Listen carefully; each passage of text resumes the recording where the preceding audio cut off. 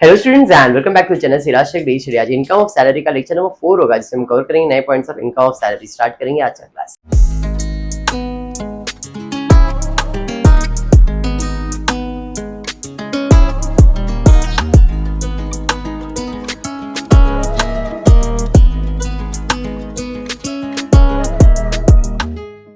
In the previous lecture मैंने आपको provident fund से रिलेटेड कुछ बात बताया था। अच्छा, क्लास में पहले वही करेंगे और फिर बेसिक सा सम है। सॉल्व सम आपके टेक्स्ट बुक के खत्म हो गए, अभी हम सब अनसॉल्व सम सॉल्व करने वाले। अनसॉल्व सम में क्या है जरा एक बार चेक करते हैं। उसके पहले tax and provident fund. Anyone, किसी को पता है प्रोविडेंट फंड क्या होता है? बोलो। जॉब करते हैं अपन, ठीक है, हम भी देते थोड़ा पैसा सैलरी में से। हाँ, और एम्प्लॉय भी ध्यान डालता है उसमें टैक्स लगता है। उस पे टैक्स, हाँ वो इनकम है, उसके ऊपर तो टैक्स लगता ही, वो तो मालूम है। और किसी को कुछ? प्रोविडेंट फंड खाली सुना है, प्रोविडेंट फंड बस, है क्या नहीं? होता क्या है, अगर आप कोई अच्छे बड़ी कंपनी में काम करते हो ना, जहां पे भी काम करते हो, काम कर रहे मतलब बॉस है और आप बॉस के नीचे काम कर रहे हो, एम्प्लॉय हो आप, तो अगर ऐसा आपका बॉस और एम्प्लॉय का रिलेशन है तो आपको जो भी सैलरी मिल रहा है, आपके सैलरी से फॉर एग्जाम्पल 5,000 रुपया कट हो रहा है और आपका बॉस बोल रहा है 5,000 रुपया प्रोविडेंट फंड में जा रहा है आपके सैलरी से, बराबर है? हाँ, तो ना, हाँ ठीक है ना, ये मेरे लिए इनकम थोड़ी हुआ, मेरा पगार है, तुमने रखा है, बाद में तुम मुझे दे दोगे, तो व्हाट इज माय इनकम? कुछ भी इनकम नहीं है। लेकिन बॉस कहता है कि अगर मैंने 5,000 कंट्रीब्यूट किया है तो इक्वल अमाउंट बॉस को भी कंट्रीब्यूट करना पड़ता है, और वो जो कंट्रीब्यूट करता है उसे आप प्रोविडेंट फंड कहते हो। समझ में आया क्या? पीएफ। और ये 3 टाइप के होते हैं प्रोविडेंट फंड। कितने टाइप के? 3 टाइप के। एक है स्टैट्यूटरी प्रोविडेंट फंड, एक है रिकॉग्नाइज्ड प्रोविडेंट फंड, और एक है अनरिकॉग्नाइज्ड प्रोविडेंट फंड। 3 टाइप के provident fund, statutory PF, recognised PF, unrecognised PF. अब ये क्या है कि 3 अलग अलग है, प्रोविडेंट फंड ही है, तो 3 टाइप के प्रोविडेंट फंड है। एक स्टैट्यूटरी, जब भी स्टैट्यूटरी वर्ड आया तो समझने क्या है? गवर्नमेंट। स्टैट्यूटरी का मतलब क्या है? गवर्नमेंट। समझ में आया क्या?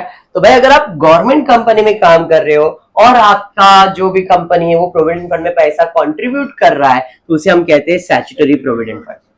आप कोई प्राइवेट कंपनी में काम कर रहे हो और वो रिकॉग्नाइज्ड है, रजिस्टर्ड कंपनी है, इसे कहते हैं रिकॉग्नाइज्ड प्रोविडेंट फंड में कंट्रीब्यूशन करना। और आप कोई कंपनी में काम करें बस वो अनरजिस्टर्ड है, रिकॉग्नाइज्ड नहीं है, इसे कहते हैं अनरिकॉग्नाइज्ड प्रोविडेंट फंड। समझाइए? हाँ, तो प्रोविडेंट फंड में क्या होने वाला है, आप जिसके पास काम करने वाले हो, आपके सैलरी से तो आपका पैसा तो कटेगा ही कटेगा, लेकिन उतना ही पैसा आपका बॉस आपके लिए कंट्रीब्यूट करता है, और वो जो कंट्रीब्यूशन करता है वो आपका इनकम है, तो वो क्या आपके लिए टैक्सेबल है या नहीं, वो हम लोग इसमें सीखने वाले हैं। सबसे पहला है एम्प्लॉयर। एम्प्लॉय नहीं, काम करने वाला अगर कंट्रीब्यूट करता है तो वो इनकम नहीं है। मैं काम कर रहा हूं, मैं कंट्रीब्यूट कर रहा हूं, मेरा इनकम शीतल नहीं है, लेकिन मेरा बॉस मेरे लिए कंट्रीब्यूट कर रहा है तो मेरा वो इनकम है। तो employer contribution during the previous year, अगर आपके बॉस ने कंट्रीब्यूट किया है और आप गवर्नमेंट कंपनी में काम कर रहे हो, स्टैट्यूटरी प्रोविडेंट फंड में काम कर रहे हो, तो जितना भी वो कंट्रीब्यूट करेगा, जितना भी कंट्रीब्यूट करेगा, पूरा एग्जम्प्ट है। एक सिंपल भाषा, गवर्नमेंट कंपनी के लिए सब एग्जम्प्ट होता है, ये याद रखो। गवर्नमेंट है तो एग्जम्प्ट ही है, समझाइए? लेकिन अगर आप कोई रिकॉग्नाइज्ड कंपनी में काम कर रहे हो और उधर प्रोविडेंट फंड कंट्रीब्यूट कर रहे, तो वहां पे एक रूल है। रूल ये है कि आप कितना भी कंट्रीब्यूट कर रहे हो, आपका बॉस 12% से ज्यादा कंट्रीब्यूट नहीं कर सकता है। Exempt up to 12% of basic salary, excess is taxable. मतलब क्या है शीतल? कि भाई अगर मेरा सैलरी 10 लाख रुपया है तो मेरा 5 लाख जमा करो, ऐसा नहीं जमा कर सकता। वो अगर मेरा 5 लाख काट रहा है तो मेरे को बॉस को भी 5 लाख जमा करना पड़ेगा, तो मेरे लिए तो 5 लाख का फायदा है, बराबर है? लेकिन इतना कंट्रीब्यूशन अलाउड नहीं है। तो बॉस आपका कितना कंट्रीब्यूट कर सकता है? 12%। 12% तक अगर वो कंट्रीब्यूट कर रहा है आपके सैलरी से, 12% कंट्रीब्यूशन हो रहा है, तो टैक्स भरने की जरूरत नहीं है। लेकिन अगर 12% से आधा % भी ऊपर कंट्रीब्यूट करेगा तो 0.5% आपके लिए क्या है? टैक्सेबल इनकम है। एग्जाम अप टू 12%, मतलब 12% तक कोई टैक्स भरने की जरूरत नहीं है। जो भी आपका कंट्रीब्यूशन होएगा आपका बॉस भी उतना ही करेगा। कितना कंट्रीब्यूट कर सकता है? 12%। 12% से 1 रुपया भी अगर वो ज्यादा कंट्रीब्यूट करता है तो वो जितना भी कंट्रीब्यूट ऊपर करेगा वो सब इनकम आपके लिए टैक्सेबल इनकम है। 12% तक टैक्सेबल नहीं है, about 12% it is taxable contribution. समझ में आएगा? लेकिन आप अनरिकॉग्नाइज्ड प्रोविडेंट फंड में आपका बॉस आपके लिए कंट्रीब्यूट कर रहा है, एग्जम्प्ट होता है। इन शॉर्ट, रिकॉग्नाइज के लिए टैक्सेबल है और इधर क्या है? एग्जम्प्ट, और इधर भी क्या है? एग्जम्प्ट। कितना परसेंट टैक्सेबल? 12%। समझ में आया क्या? अब क्योंकि कंट्रीब्यूट हुआ है तो पैसा जमा रहेगा और पैसे पे मिलता है ब्याज, interest. Interest credited during the previous year. Statutory provident fund है, उसमें आपने कंट्रीब्यूट किया है, आपको ब्याज मिल रहा है, क्या रहेगा? क्या रहेगा? आप भी बताया मैंने, एग्जाम। क्यों? स्टैट्यूटरी वर्ड है, एग्जाम है। समझ में आया? रिकॉग्नाइज्ड में आएंगे तो अपने को 9.5% तक का इंटरेस्ट अलाउड है। Exam if the rate up to 9.5% per annum, access taxable. मतलब अगर मुझे ब्याज 9.5% मिल रहा है तो ब्याज भी इनकम ही हुआ मेरे लिए, बट वो मेरे लिए टैक्सेबल नहीं है। 9.5% के ऊपर आधा परसेंट भी ऊपर चला गया तो वो आधा परसेंट मेरे लिए टैक्सेबल इंटरेस्ट हो जाएगा। समझ में आया? अनरिकॉग्नाइज एग्जाम है। समझ में आया? कॉन्ट्रो करेगा exam, exam 12%, interest exam, exam 9.5%। अभी लमसम अमाउंट, मतलब भाई मैं रिटायर हो रहा हूं, मेरा पीएफ का पैसा है, चल दे विड्रॉ करने का, लमसम अमाउंट, स्टैट्यूटरी फंड। समझ में आया? Recognise exam. क्यों? ऑलरेडी मैंने इसके ऊपर टैक्स भर दिया रहेगा तो वापस ही क्यों टैक्स भरूंगा मैं? Lump sum amount exam, lump sum amount exam, subject to rule. अब यहाँ पे रूल है कि अगर क्वेश्चन में बोलेगा 5 लाख तक की एग्जाम है, उसके ऊपर टैक्स भरना पड़ेगा, तो उस टाइम पे अपने को लिखना पड़ेगा, नहीं तो एग्जाम है। अनरिकॉग्नाइज के लिए टैक्सेबल है। अनरिकॉग्नाइज के लिए employer contribution and interest there on, lump sum amount में जितना भी मेरे बॉस ने कंट्रीब्यूट किया था, जितना भी मुझे ब्याज देने वाला है, वो पूरा का पूरा मेरे लिए क्या है? टैक्सेबल। खाली कॉन्ट्रो कर रहा है, एग्जाम। खाली इंटरेस्ट दे रहा है, एग्जाम। लेकिन लमसम अमाउंट जब मुझे मिल रहा है तो उसके अंदर मुझे उसका कॉन्ट्रो और उसका इंटरेस्ट भी मिलेगा, तो यहां पे लमसम अमाउंट इसके लिए क्या है? टैक्सेबल है। खाली कॉन्ट्रीब्यूशन एग्जाम, खाली इंटरेस्ट एग्जाम, लमसम अमाउंट जब मिल रहा है तो मेरे लिए टैक्सेबल है। रूल समझा? वही सारे रूल्स यहाँ पे लिखे हुए नोट्स, इसको मैं पढ़ नहीं रहा हूं, बट ये बेसिक जो मैंने आपको पढ़ा है वही सेम चीज यहाँ पे लिखा है मैंने। ठीक है, आ जाते हैं सम की तरफ। समझा क्या किया मैंने? प्रोविडेंट फंड लास्ट पार्ट था सैलरी का। सैलरी में क्या क्या चीजें याद रखनी है? Gratuity, pension, leave encashment, provident fund, ये 4 पॉइंट जो मैंने करवाए, ये चारों पॉइंट बहुत ज्यादा इंपॉर्टेंट है। ठीक है, आ जाते क्वेश्चन। अनसॉल्व सम है टेक्स्ट बुक का, टेक्स्ट बुक में पेज नंबर 100 पे, नए टेक्स्ट बुक में पेज नंबर 100 पे। ठीक है, अनसॉल्व सम, इसका सॉल्यूशन आपकी बुक में नहीं है, मैं सॉल्यूशन दे रहा हूं, रेफरेंस के लिए आपको चाहिए तो आप देख सकते हो। मिस्टर दास गुप्ता एक गवर्नमेंट एम्प्लॉय, दिमाग की बत्ती उधर ही जल गई क्या? गवर्नमेंट एम्प्लॉय सब एग्जाम रहेगा, कुछ भी मिल रहा है, ग्रेच्युटी, पेंशन, लीव सब एग्जाम होता है। समझाइए? चलिए आगे। वो रिटायर भी हो रहा है, कभी रिटायर हो रहा है? 1 अक्टूबर 2023 को, and join a private company.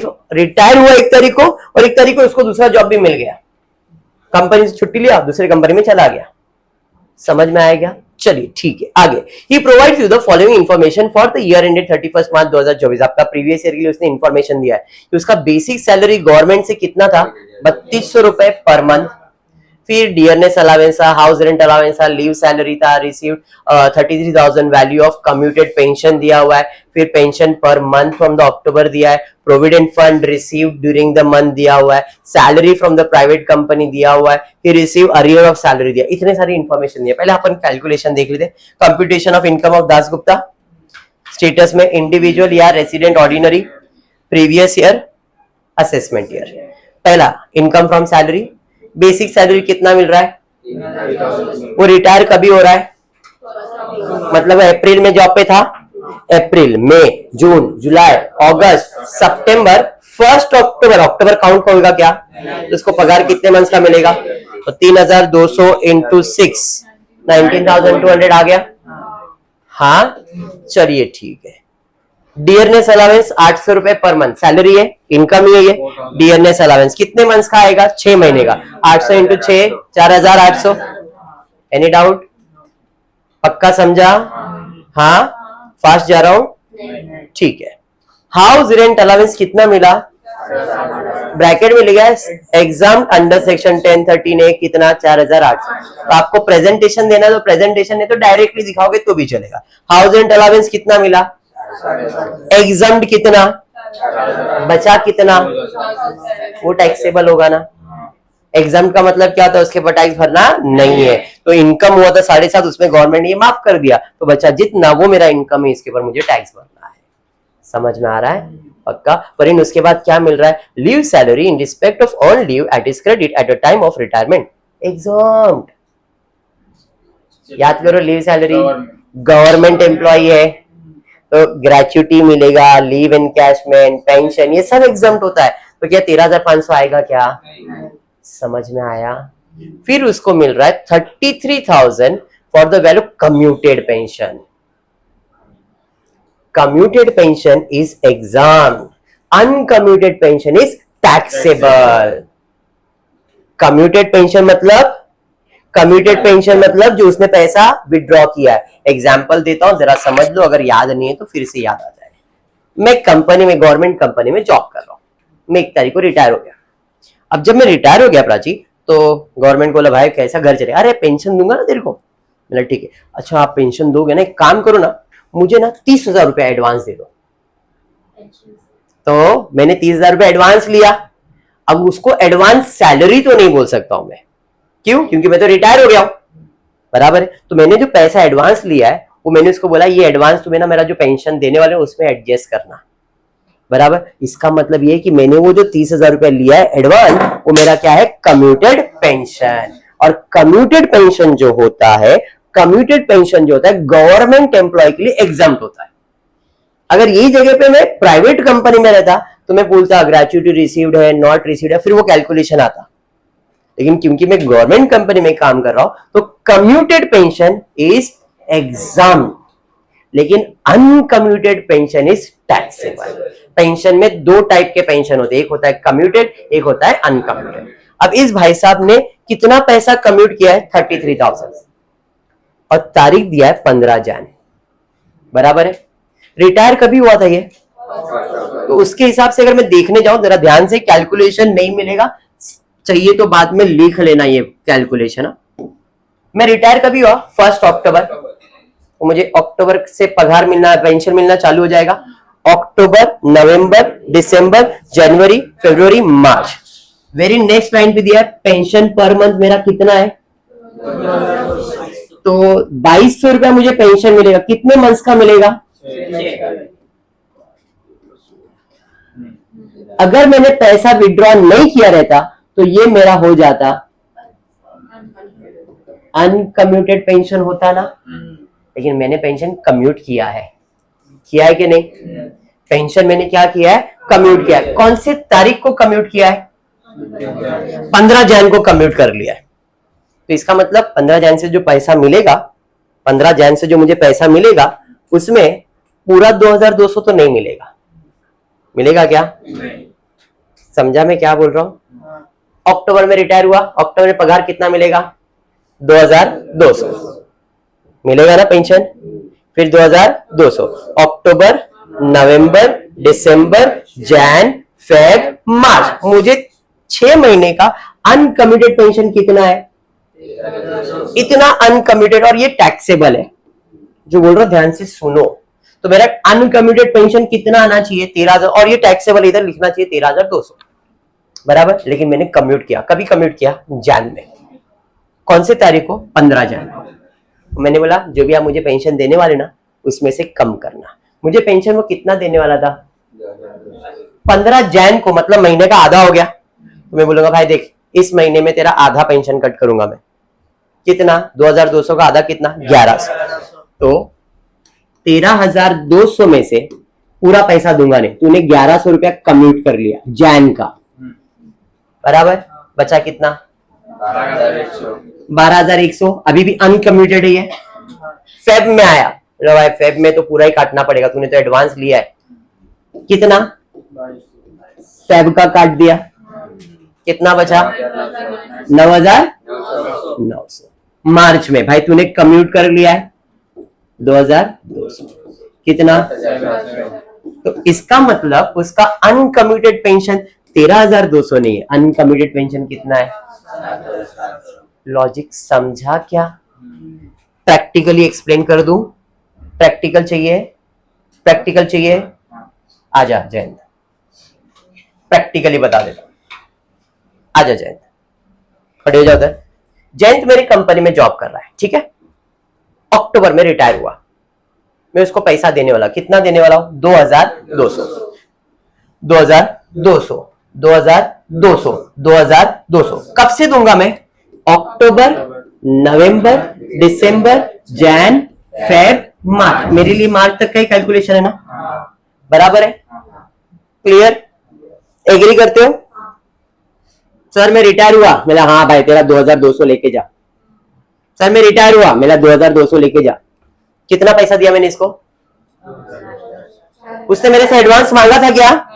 तो उसको हर महीने कितना मिल रहा है? 2,200 मिल रहा है। दिसंबर में 2,200 मिलेगा। जनवरी में आया, सर मेरे को पैसे की जरूरत है। मेरा कितना पैसा चाहिए? सर 33,000 रुपीज चाहिए। कितना चाहिए? मैंने 33,000 दिया। पैसा कभी देगा? सर पेंशन से काट दो, पेंशन से काट दो। अब जब ये पैसा लेने आया था तो जनवरी का 15 तारीख हो गया था, तो उसने 15 दिन का पैसा तो नहीं लिया रहेगा। 15 दिन का पैसा मतलब 1,100 नहीं लिया रहेगा। अब से मैं उसका पगार काटना चालू करूंगा। बोलूंगा यार 1500 है तो इसका 2,200 इस महीने का नहीं काटता हूं, आधा महीने में आया तो आधा पेंशन दे देता हूं और आधा कट कर लेता हूं। तो मैंने ये आधा कट कर लिया।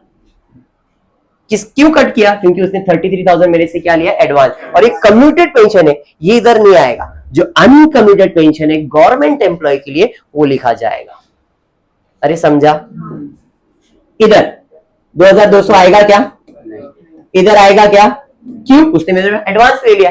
उसका पैसा कितना? 2,200 2,200 2,200 कितना हो गया? 6,600 7,700।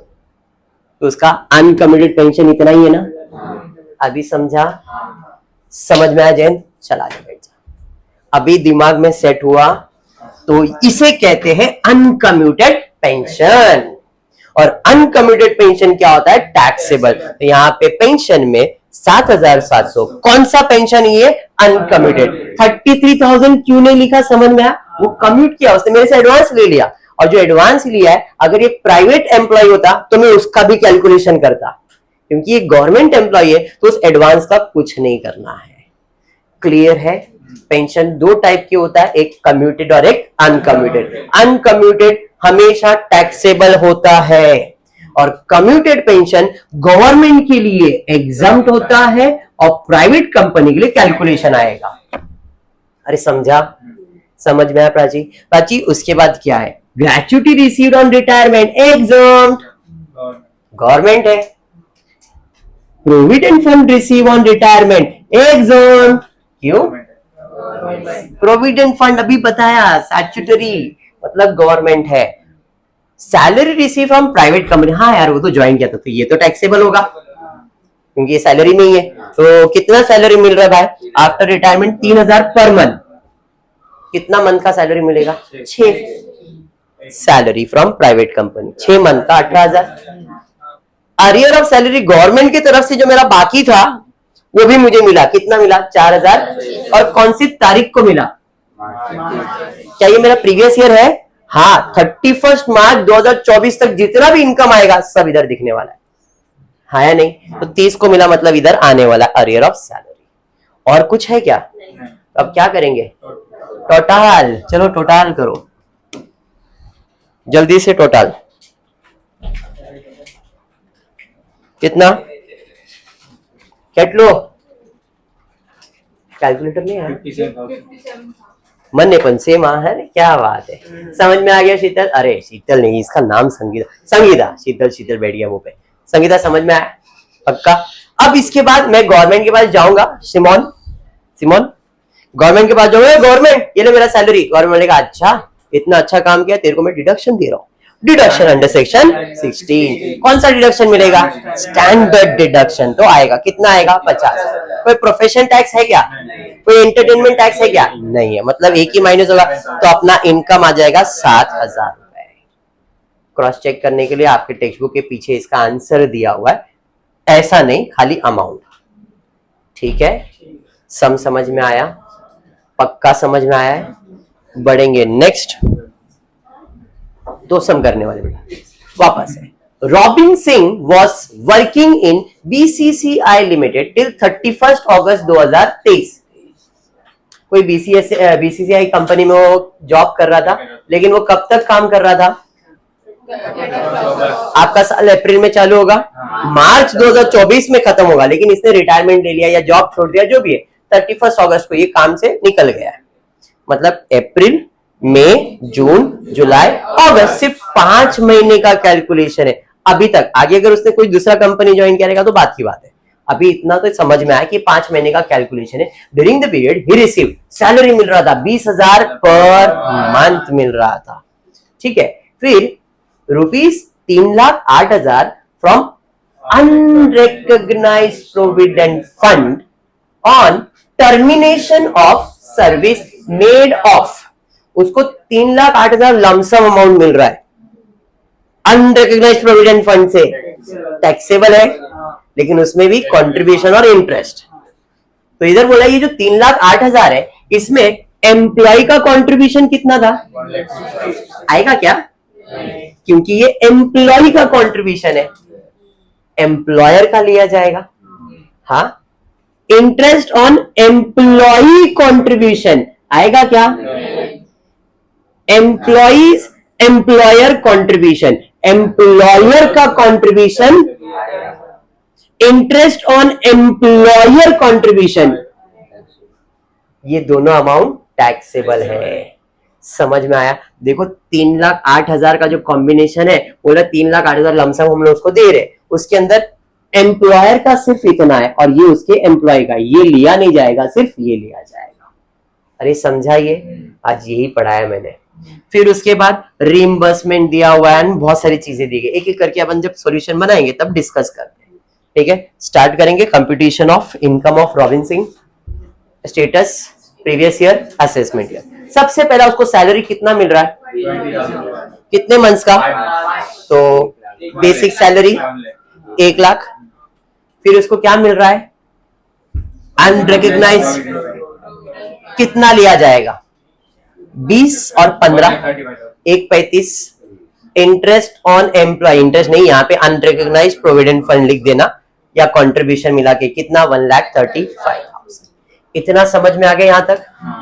Reimbursement of airfare for himself and his wife going to Madras after retirement on September। Reimbursement मतलब उसने वापस से पे कर दिया। तो एयर फेयर, अगर आप एयर से जाते हो, आपका कंपनी आपको एयर फेयर देता है, तो ये एग्जम्प्ट इनकम होता है। कंपनी अगर आपको एयर फेयर पे करता है तो आपके लिए वो क्या है? एग्जम्प्ट है, वन टाइम पेमेंट के लिए।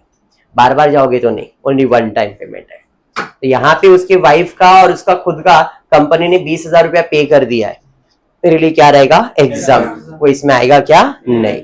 मनीषा नेक्स्ट उसके बाद दिया है, on October 1st 23 he was absorbed by MCC limited. अभी इसने कोई दूसरा कंपनी भी ज्वाइन किया है।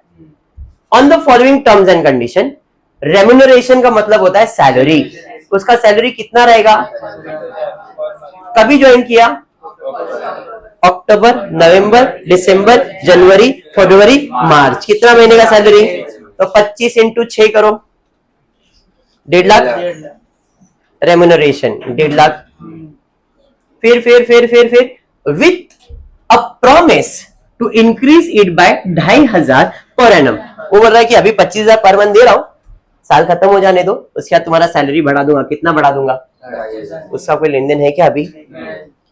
Leave travel concession to going to the West Indies for self and family in March 24, rupees 1,15,000।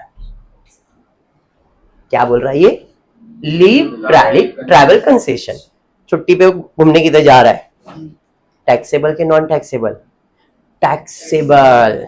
Leave encashment अलग होता है, लीव ट्रैवल कंसेशन अलग होता है। अगर आप किधर कंपनी में जॉब कर रहे हो सर, ऊपर तो आपने एयर फेयर के बारे में डिस्कस किया था मैंने, यहां पे मैं क्या डिस्कस कर रहा हूं? Leave travel concession. तो मुझे मेरे कंपनी की तरफ से किधर घूमने जा रहा था, तो उधर मेरे और वाइफ के लिए किधर जाना था, तो उसको मेरे को कंपनी ने कितना पैसा दिया? 1,15,000। और ये 1,15,000 पूरा का पूरा मेरा इनकम है, और ये टैक्सेबल इनकम है। Leave travel concession 1,15,000। अरे बात समझा? फिर बस खत्म हो गया। तो इतना ही इनकम आने वाला है। अब इसका टोटल ले लेंगे। ग्रॉस टोटल सैलरी कितना आ रहा है देख लो। 1 2 3 4 5 लाख। परफेक्ट, 5 लाख बराबर। गवर्नमेंट मेरा सैलरी गवर्नमेंट मिलेगा, ठीक है बेटा। डिडक्शन ले ले, स्टैंडर्ड डिडक्शन 50,000। और कुछ है क्या? प्रोफेशन टैक्स, एंटरटेनमेंट, समझ में आ गया? ज्यादा समझ। जितने भी अनसॉल्व समय मैं ट्राई कर रहा हूं कि सब कवर अप करवा दूं। आज के लिए 2 ही सम है, बट बेसिक सम्स ले रहा हूं, और जो जो पॉइंट्स नया बोल रहा हूं आप उसका नोट्स बना के रखो। बिकॉज टेक्स्ट बुक खोलोगे तो थियरी पार्ट बहुत ज्यादा है और प्रैक्टिकल बहुत कम है, और थियरी पार्ट पढ़ने बैठोगे तो नहीं होगा। तो जब मैं सम करवा रहा हूं तो कुछ पॉइंट्स जैसे बोल रहा हूं, भाई एयर फेयर का बता दिया, लीव ट्रैवल का बता दिया, फिर अभी आपको जो चार्ट आज बताया मैंने, स्टैट्यूटरी, रिकॉग्नाइज, अनरिकॉग्नाइज, ये सारे पॉइंट्स का कलेक्शन जब भी रहेगा तो जब बुक खोलोगे, अरे हाँ ये सैलरी, इसमें ये पॉइंट्स है। This is a way to study. आप ग्रेजुएशन लेवल पे हो, आप वो 12th के बच्चे नहीं रहे कि हाँ ये आंसर पढ़ना पड़ेगा और यहाँ इसका कीवर्ड लैब यूएसपी दिया था। नहीं, हमको सब चीजें समझना है, बस हो गया। क्योंकि आप टीवाई में जब इकोनॉमिक्स का पेपर लिखोगे या आप दूसरा पेपर थियरी का लिखोगे तो दे आर नॉट एक्सपेक्टिंग जैसा टेक्स्ट बुक में है वैसा होना चाहिए। उनको ये एक्सपेक्टेशन है आपसे कि आपको आंसर में समझा क्या है, क्या आप वो कंसेप्ट वाइज लिख रहे हो कि आप कुछ भी भलता लिख रहे हो। उनको टेक्स्ट बुक का आंसर वर्ड टू वर्ड नहीं चाहिए होता है। They are expecting a good conception of the topic. Clear? आज इतना ही, ज्यादा मोटिवेशन नहीं करता हूं मैं, वाइंड अप करता हूं। होपफुली वीडियो पसंद आया तो प्लीज वीडियो को लाइक कर देना, फ्रेंड्स ग्रुप में शेयर करना, चैनल को सब्सक्राइब करना। Thank you for watching the video. Doll बंद कर दे।